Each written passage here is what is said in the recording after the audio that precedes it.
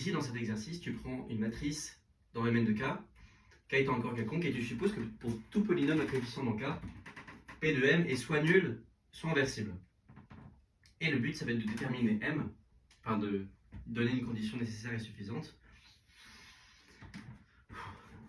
Ici dans cet exercice, ici dans cet exercice, tu veux déterminer une condition. Ici dans cet exercice, ici dans cet exercice, tu veux déterminer une condition nécessaire et suffisante à ce qu'une matrice vérifie la condition suivante. Pour deux polynômes à coefficient dans K, P de M est soit nul, soit inversible avec K le corps de la matrice. Je vais commencer par le cas de K algébriquement clos.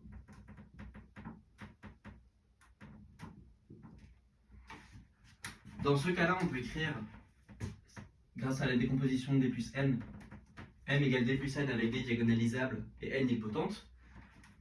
Et on a que n est dans le cas de m.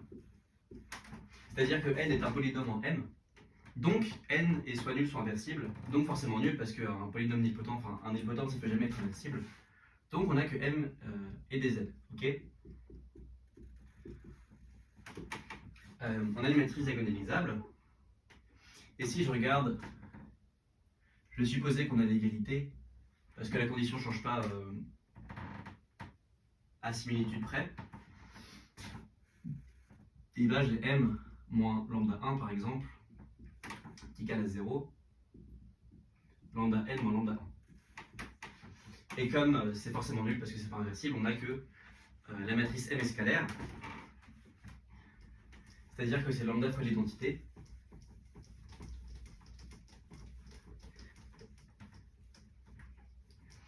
Pour le cas général, on va faire un peu la même chose. On va regarder la structure de K de M. C'est les polynômes en M, ok.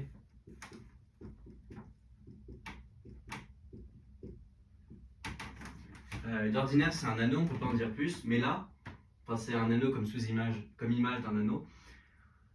Mais là, comme on sait que P de M est soit nul, soit inversible, on sait que c'est un corps. Et donc l'idée, c'est qu'on va essayer de montrer que, enfin, c'est un très fort lien avec le polynôme minimal de M, ok, parce que P de M c'est défini que modulo pi M. Et donc en fait, on va montrer que ça implique, enfin, ce soit équivalent à ce que pi M, le polynôme minimal, soit irréductible. Ok, c'est la même chose que quand on a pris le corps algébriquement clos, parce que dans un corps algébriquement clos, les irréductibles, c'est les x moins lambda. Donc le polynôme minimal était de cette forme et la matrice était scalaire.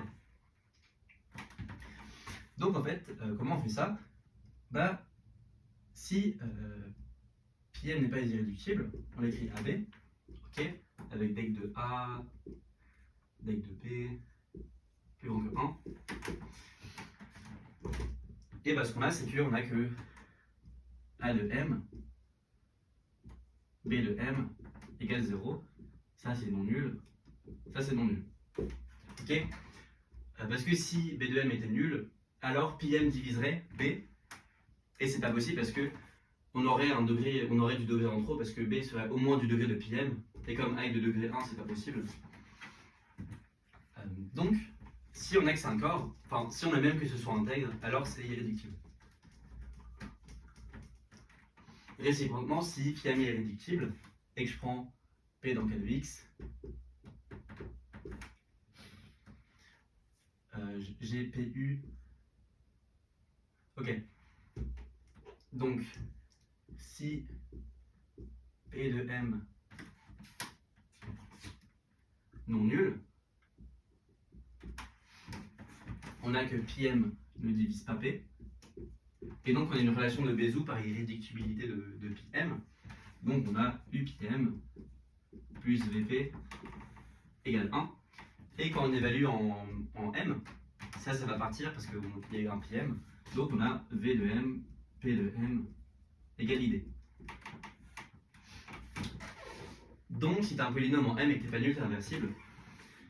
Ce qui conclut l'équivalence. En fait, de manière plus générale, ce qui s'est passé, c'est que, grosso modo, ce qu'on a fait, c'est qu'on a dit que K de M, c'est isomorphe à K de X sur pi M K de X. Ça, c'est un quotient qui fait un peu peur au début, mais tu vas le voir de plus en plus, je pense, quand tu étudieras de la réduction. Et en fait, ça marche pas forcément pour les matrices. Si tu prends un curve quelconque et que tu regardes l'anneau K de X, bah, il va être équivalent au quotient de l'anneau des polynômes sur l'idéal engendré par son polynôme minimal. Pourquoi on a ça? Bah, on regarde l'évaluation. À P, j'associe P de M. Ça, c'est quelque chose qui a un morphisme d'anneau. Et son noyau, c'est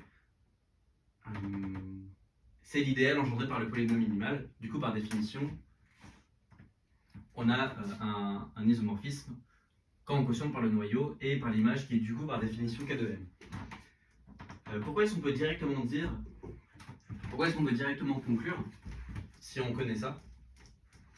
Ben parce que, en fait, si j'ai K de X sur AB, je prends deux polynômes A et B premiers entre eux,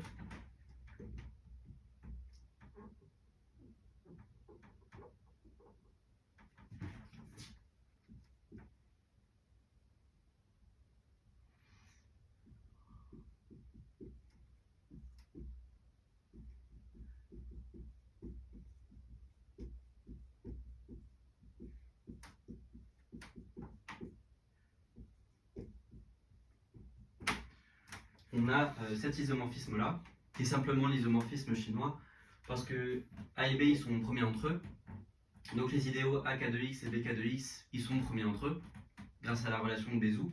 Ok. Et donc on a cet isomorphisme-là entre les deux quotients. Et là, on voit visiblement que le quotient par AB, K de X, n'est pas intègre, parce que c'est le produit de deux anneaux.